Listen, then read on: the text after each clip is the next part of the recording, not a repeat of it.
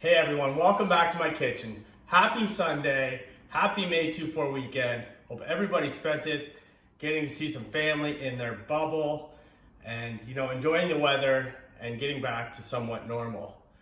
Today I'm going to show you how to butcher a beef tenderloin. Now some people will go into grocery stores and see these and they'll get scared. They'll think like, what can I do with that? There's no way. So I wanted to show you how you can do this at home. It's very easy. Just follow along. This is going to be no edits, all live. I'm just going to go right through this, butcher it up from start to finish. So let's get started. To start, I'm going to have a little setup here. I'll show you what I got set up. I got 2 cutting boards because the beef tenderloin is quite long, and I'm going to want to spread that out over usually what takes up 2 cutting boards.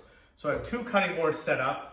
I have 2 bowls. One's going to be for absolute scraps, and the other is going to be for trim and stuff I can use for stir fries, stuff I can braise, and then I have a little pan for my actual tenderloin steaks that I'm going to cut. This also gives you a chance to cut steaks at whatever thickness, however many you want. If you want to do a Chateaubriand, it's right in the middle of the tenderloin. You can cut that up. It's one of the best cuts from the tenderloin that you can get. Turn it into a roast. But yeah, so my setup, 2 bowls and a little tray. You can use a plate, whatever you have. I'm using this today. So let's get started. Also some paper towel cloths, just to wet this or pat this down dry. So I'm gonna get started. I'm gonna cut this open over my sink because there's a lot of liquid in there. And what that's gonna do is drain the liquid into my sink so it's not all over my cutting board. Into the garbage with the plastic wrap. And I'm just gonna get some paper towel lined up on my cutting board for about how big that is. I'm going to be constantly washing my hands as I go too, so just bear with me. So now I can take that tenderloin, bring it over on top of my paper towel, and then pat this down like so. I'm also going to try to move quick and show you this in less than 10 minutes if I can possible. But you just want to pat all the excess moisture off this tenderloin.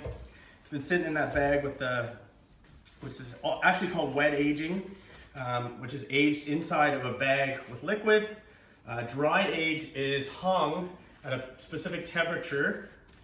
So when you go to a steakhouse, you'll have a wet aged steak, which is a little bit more moist and tender. It's aged in liquid and backpacked, or a dry aged, which sits hung in a fridge at a specific temperature, and that actually concentrates the flavor inside the beef. So first, let's get started. So at the head right here, there's one specific part. I'm gonna take my knife. I'm just gonna follow along the muscle. I know it's probably hard for you guys to see at home, but you just actually wanna start making cuts and then ripping with your hand, ripping back. Like I said, I'm gonna get all this excess fat off there. All right, so now, I'm gonna flip it over. We're constantly gonna be going back and forth. It's probably very hard to see this at home, but I'm gonna show you anyways. So what I'm doing is separating the actual tenderloin from what's called the chain. So you can do this with your hands, and then I can go along and start making cuts with my knife. You'll actually be able to see where it separates. All right. I'm almost done this part. So that's called the chain. You can see that. It's just on the side of the tenderloin. I'm saving that. That's got a lot of good beef in it. So that's going into my save pile. Now we're going to work on the head here. What we're going to do is just go along. And you can see where to cut it, where to divide it. So that comes off there. Save that. That's a great piece. I'm going to cut that up afterwards. So now I have this nice beautiful tenderloin. as hopefully you can see that. Get everything out of the way. And I have this silver skin on top. Now you can't actually eat that, so I'm gonna trim all that off. Go in and just try to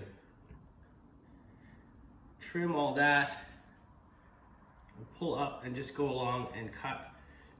And actually point your knife upwards so you're not getting that much beef cut off. And all that silver skin is going in the disregard pile. So I'm gonna do that with all that silver skin. If I was taking my time here, I could get this a little better, but I'm doing this for you guys, so I'm going a little bit quick. You always wanna go the same way, cut the same way. Just because if you start cutting this way and then that way, it tears up the beef. So always cutting the same way. And I'm almost finished here. All right, so I think I have one last piece down here. Perfect.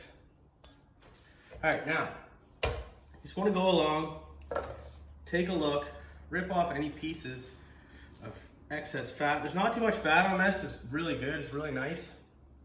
So now I'm going to start cutting this into steaks. All right. So I can actually get rid of one cutting board here, save myself some room.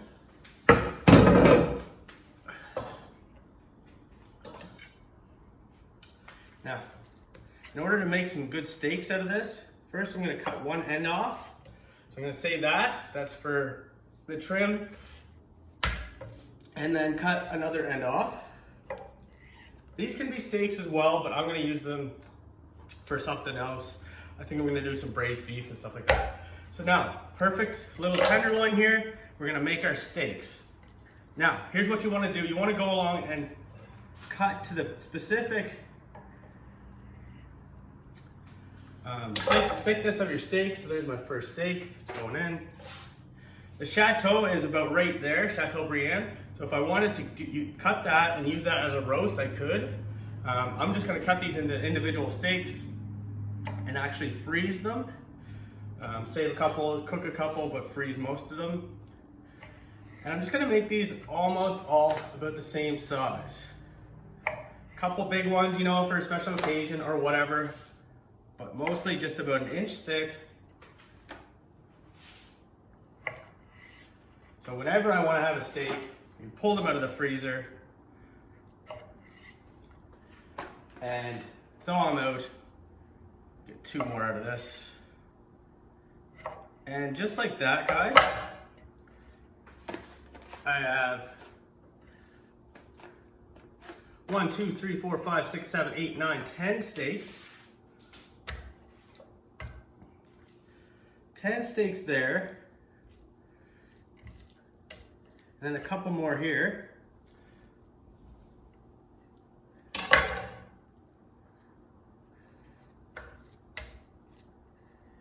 Just gonna get into what is the silver skin here. Just a little tendon. And try to cut that out before I cut this one, last one up. So that is out now. So now I can cut this guy into steaks as well.